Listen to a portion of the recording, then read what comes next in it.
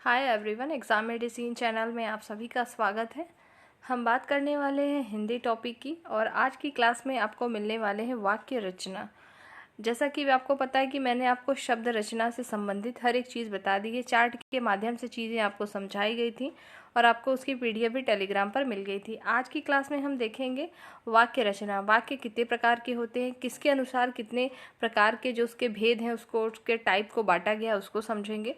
सरल वाक्य क्या होता है, संयुक्त वाक्य, मिश्र वाक्य, इन सब से आपके एग्ज़ाम में जो है प्रश्न बनते हैं। इलाहाबाद यूनिवर्सिटी एमटीएस एग्ज़ाम के लिए इम्पॉर्टेंट तो है ही है, साथ ही अगर आप junior office assistant UP Allahabad high court RO यारो कहीं पर भी एग्ज़ाम दे रहे हैं और हिंदी पूछी जा रही है तो ये टॉपिक आपके लिए महत्वपूर्ण होगी।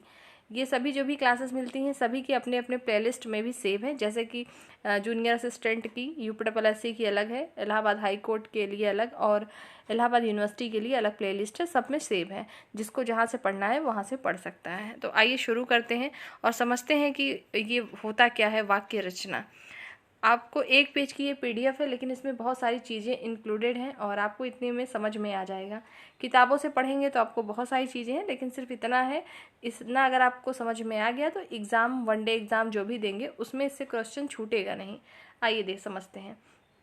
सबसे पहले अगर हम वाक्य की बात करें तो जैसे कोई अक्षर है, दो अक्षरों को मिलाते हैं तो दो वर्णों को मिलाते हैं तो एक शब्द का निर्माण होता है। शब्द आपका सार्थक भी हो सकता है और निरर्थक भी हो सकता है। फिर उसके बाद अगर हम कई शब्दों को मिलाते हैं और एक मीनिंगफुल अगर अर्थ निकल रहा है, उसका सार्थक अर्थ निकलता है तो उसे हम क्या कहते हैं, एक वाक्य पूरा कहते हैं। तो वाक्य जो हमारे मिल के बनते हैं तो उसमें कई चीज़ें होती हैं। एक सिंपल वाक्य के रूप में होता है, उसमें कहीं कर्ता पर जोर दिया जाता है, कहीं क्रिया पर, तो अलग अलग हमारी जो है चीज़ें बनती हैं। तो वाक्य भेद मतलब जो वाक्य हम प्रयोग करते हैं बोलते समय भी, तो कई तरीके के अलग अलग हम वाक्य प्रयोग करते हैं।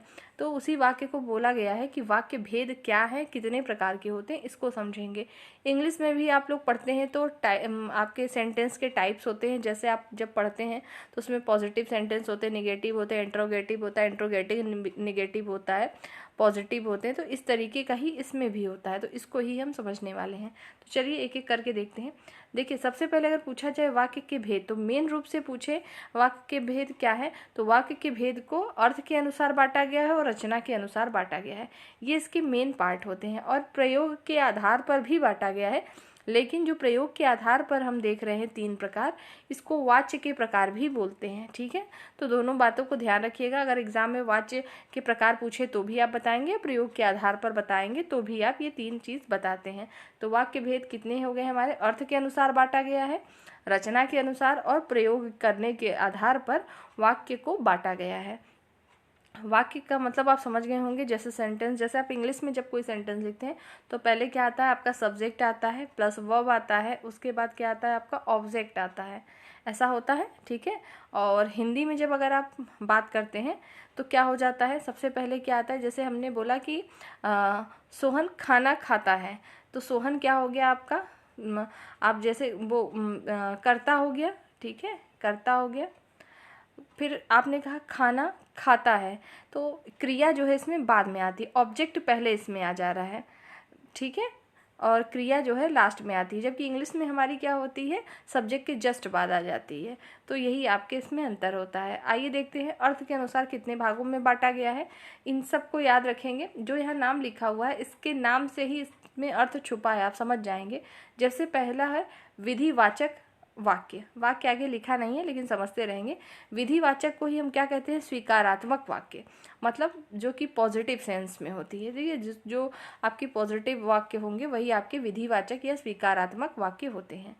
अगला है हमारा निषेधात्मक, मतलब निगेटिव सेंटेंस होते हैं ना, जिसमें नहीं का भाव हो और कुल मिला के वो नकारात्मक होता है। नेक्स्ट देखेंगे तो प्रश्नवाचक वाक्य क्या होते हैं, इंट्रोगेटिव सेंटेंस जो होते हैं, जैसे कि क्वेश्चन जिससे पूछा जाए, क्वेश्चन का भाव समझ में आए, वो आपके प्रश्नवाचक वाक्य होंगे। अगला है विस्मयादिबोधक। विस्मयादिबोधक का ऐसे संबोधन इस तरीके से लगा होता है सिंबल्स। संभाव्यवाची या संभाव्य वाचक वाक्य क्या होते हैं, जिसमें ऐसा सेंटेंस जिसमें संभावना व्यक्त की जाए, जैसे कहा जाए कल वर्षा हो सकती है, होगी कि नहीं होगी ये निश्चित नहीं है। तो क्या हो गया, ये संभाव्यवाची हो गया। आज्ञा सूचक, जिस ऐसा सेंटेंस ऐसा वाक्य जिससे यह पता चले कि आज्ञा का बोध हो रहा है। जैसे आपसे कहा जाए तुम किताब पढ़ो, तो आज्ञा दी जा रही है इस चीज़ के लिए, ठीक है। तो यही आपका क्या हो गया, आज्ञा सूचक। इच्छा सूचक का मतलब है, जैसे आप कहते हो कि मेरी इच्छा है मुंबई घूमने की, तो इसमें ये पता चल रहा है, या आपने कहा कि मैंने आज खूब मस्ती की, तो इससे एक इच्छा का पता चल रहा है कि आपने मस्ती ज़बरदस्ती नहीं की होगी, आपकी इच्छा थी तभी आपने किया।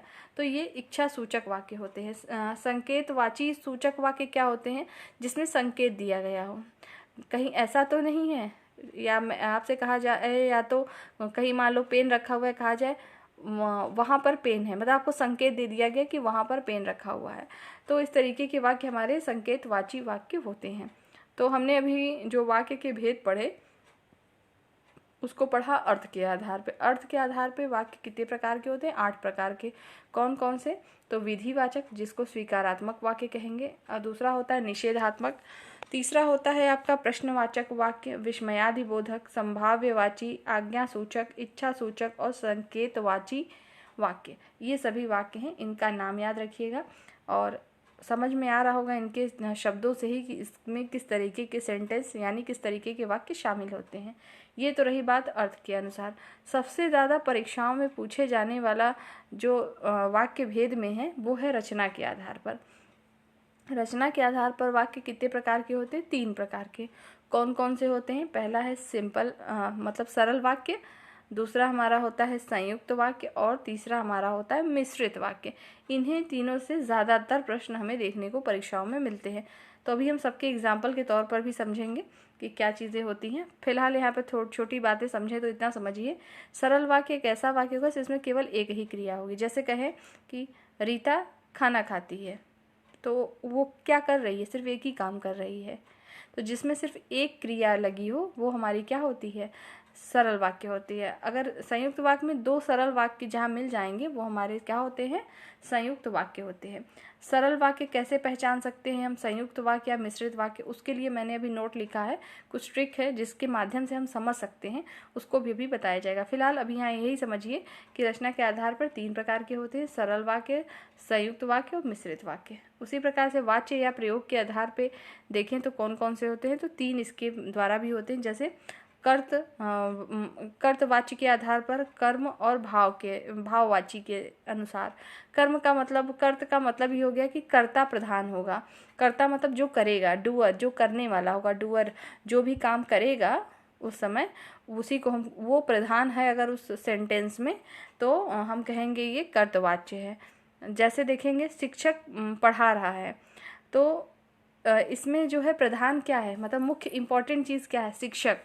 पढ़ाने का काम तो कौन कर रहा है। अगर हम जब कौन से क्वेश्चन करेंगे तो हमें आंसर जो मिलेगा तो समझ में आएगा कि वो कर्ते वाच्य है, हमारा कर्ता प्रधान होगा। जैसे शिक्षक पढ़ा रहा है, तो शिक्षक करता हुआ और इस पे जो है क्रिया का कुल मिला के भार पड़ रहा है। मतलब ऐसा सेंटेंस जिसमें कथन पर सारा भार किस पे पड़ता हो, कर्ता पर, तो वो हमारा कौन सा होता है, कर्तवाच्य होता है। अगला देखेंगे कर्मवाच्य, जिसमें कर्म प्रधान हो, मतलब जो काम किया जाए वो प्रधान होगा। एग्जाम्पल के तौर पे देखेंगे, शिक्षक द्वारा हिंदी पढ़ाई जा रही है। पढ़ा कौन रहा है, शिक्षक, लेकिन उसके द्वारा किया क्या जा रहा है, पढ़ाने का काम किया जा रहा है। तो जो ये पढ़ाई है यहाँ पर क्या है, इस पर ज़्यादा जोर है, मतलब पूरे सेंटेंस का भार इसी पर है, तो ये कर्म है। शिक्षक काम क्या कर रहा है, पढ़ाने का काम कर रहा है, ठीक है। तो अगर हम कौन से अगर क्वेश्चन करते हैं तो हमें कर्त का पता चलता है, और अगर हम ये क्वेश्चन करते हैं कि क्या से क्वेश्चन, जैसे शिक्षक द्वारा हिंदी पढ़ाई जा रही, क्या पढ़ाई जा रही है, तो क्या किया जा रहा है, तो पता चला कि पढ़ाई की जा रही है हिंदी। तो ये हमको पता चलता है कि कर्म इसमें ज़्यादा प्रधान है। भाववाच्य में क्या होगा, जिसमें क्रिया प्रधान हो जाएगी। जैसे माता जी से देखा नहीं जाता या माता जी से खाया नहीं जाता, ऐसे वर्ड अगर हमें देखने को मिलते हैं। देखा नहीं जाता, देखना, खाना, सोना, उठना, बैठना, ये सब क्या है, क्रियाएं, वर्ब है। तो वही चीज़ है कि जिसमें क्रिया प्रधान हो जाएगी वो हमारे भाववाच्य वाक्य हो जाते हैं। समझ में आ गया होगा आपको। आइए इसमें कुछ और इम्पोर्टेंट चीज़ें हैं जिसको समझते हैं तो हमें ये रचना के आधार पर और प्रयोग के आधार पर चीज़ें और स्पष्ट हो जाएंगी। और मोस्टली क्वेश्चन कहाँ से बनते हैं, यहीं से बनते हैं। और रही बात इसकी, ये कहाँ से प्रश्न बनते हैं, तो जो हमने आपको शब्द भेद बताए थे, विकारी और विकारी अविकारी शब्द बताए थे, कर्ता क्रिया बताया था आपको, सर्वनाम बताया था, ये सभी चीज़ें जहाँ बताई गई होंगी उसके लिए ये बेहद ही इम्पॉर्टेंट होगा। आइए आगे बढ़ते हैं और नोट में देखें क्या क्या इंपॉर्टेंट चीज़ें लिखी हुई हैं, समझिए। सबसे पहले सरल वाक्य। सरल वाक्य में क्या होगा, इसमें एक ही क्रिया होगी। जैसे रेलगाड़ी आते ही यात्री चढ़े। देखिए यहाँ पर जो रेलगाड़ी के आते ही क्या किया, यात्री चढ़े, ये से आपका क्या है, सिंपल वाक्य है। उसके बाद है मोहन, सोहन, रीमा और राम ने खाना बनाया। ये सभी ने क्या किया है, एक ही काम किया है, एक ही क्रिया की है। क्या किया, खाना बनाने का काम किया है। तो ये आपके क्या हो गए, सरल वाक्य हो गए। अब संयुक्त वाक्य के बारे में समझिए। कन्फ्यूज़न होता है संयुक्त और मिश्र में, क्योंकि लगता है आप लोग को कि दोनों एक ही है। आपको क्या, सभी को लगता है, थोड़ा सा कन्फ्यूज़न क्रिएट होता है। इसको हम समझेंगे ट्रिक के माध्यम से। जैसे इस तरह के वाक्य में अक्सर हमें निम्न शब्द देखने को मिलेंगे। जैसे जहाँ कहीं पर भी आपको संयुक्त का मतलब क्या है, जोड़ना, तो जोड़ने के लिए जैसे आप प्रीपोजिशन और कंजंक्शन पढ़ते हैं ना, दो शब्द को जोड़ने का जो काम करें, तो संयुक्त वाक्य में दो शब्दों को जोड़ने के लिए किसी न किसी शब्द का प्रयोग जरूर किया गया होगा। तो वो शब्द है कौन कौन से, जहाँ आप कहीं भी और, तथा, एवं, या, परंतु, अथवा इसी तरीके के शब्द जो लिखे रहे, जोड़ें दो शब्दों को, दो वाक्यों को, तो वहाँ पर संयुक्त वाक्य होता है। जैसे आइए देख लेते हैं कैसे हम जानेंगे। जैसे देखिए, रेलगाड़ी आई और मतलब उसके बाद और यात्री चढ़े, और शब्द मतलब एक सेंटेंस हमारा हुआ रेलगाड़ी आई, ये एक सरल वाक्य है। दूसरा सरल वाक्य है यात्री चढ़े, ये दो हो गया। इन दोनों को जोड़ा गया है किसके माध्यम से, और के माध्यम से। अगला देखिए, सत्य बोलो पर कटु नहीं। तो ये जो पर वर्ड है, पर क्या कर रहा है, दो सत्य बोलो, एक आपका हो गया कटु नहीं। तो ये दो जो है वाक्य को जोड़ रहा है। तो इसी प्रकार से ये आपका संयुक्त वाक्य हो गया।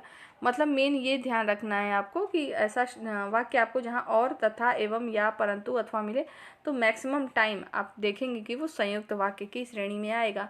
आपको इस तरीके से प्रश्न नहीं मिलेगा, 4 विकल्प रहते हैं। तो आपको जब सबका कॉन्सेप्ट पता रहेगा तो आपको ये पता चल जाएगा कि 2 नहीं हो सकते, 2 बचेंगे आपके पास ऑप्शन। फिर आप अगर पढ़े हैं तो आप लगा लेंगे सही ऑप्शन।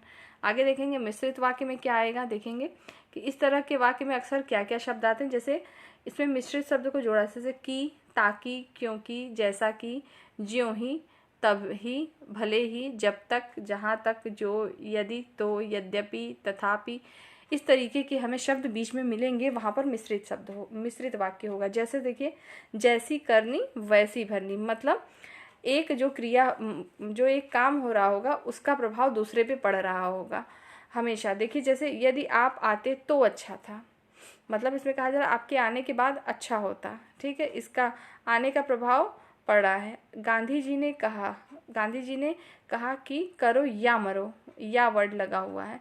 तो ये सब शब्द जहाँ तो मिलते हैं, ये सब हमारे क्या हो जाते हैं, मिश्रित वाक्य होते हैं, ठीक है। आगे देखेंगे, जो हमने वहाँ पे वाच्य लिखा था, कर्तवाच्य, कर्मवाच्य, भाववाच्य, उसका 1-2 एग्जाम्पल और लिखा है, समझ लेंगे। कर्तवाच्य में बताया था मैंने कि इसमें कर्ता प्रधान हुआ। जैसे देखिए, मैं जाता हूँ, कौन जाता है, मैं। मोहन खाता है, मोहन, ठीक है, इसमें कर्ता जो है वो मुख्य है, प्रधान है। कर्मवाच्य की बात करें तो इसमें जो काम होगा वो इम्पोर्टेंट होगा। देखिए, रावण मारा गया, पिताजी द्वारा अखबार पढ़ा गया, सब्जी काटी गई। मतलब कर्मवाच्य में किसी न किसी चीज़ के द्वारा या किसी के द्वारा काम कराया जा रहा होगा, वो हमारे कर्मवाच्य होते हैं।